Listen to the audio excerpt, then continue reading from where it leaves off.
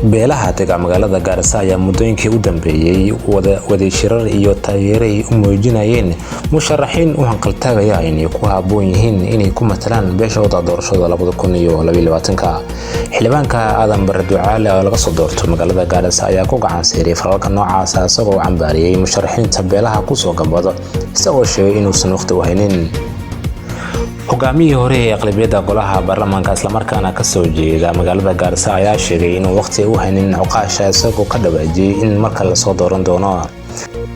isagoo ka hadlay bartamaha magaalada Gaarisa Ducaale ayaa tilaan cad ka bixiyay inay tahay go'aanka kama dambaysta ah ee cidda la dooranayo inay tahay mid u tala shacabka Gaarisa oo aysan ku koobnayn odayaal beeleed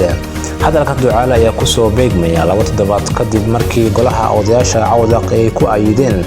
barasabka Gaarisa Cali Korane inuu yahay musharaxa kaliya u taagan xilka gudoomiyaha Gaarisa doorashada 2022 si kastaba haatee dadka dhaleeceeya siyaasadda noocaas ah waxay yiraahdeen dimuqraadiyadda laga gorgortamo waa nidaam nadiif ah oo isla xisaabtan la'aan aan lahayn hab dhaqan dimuqraadi ah Mukhtaar Macalin warbaahinta kulmiye magaalada Gaarisa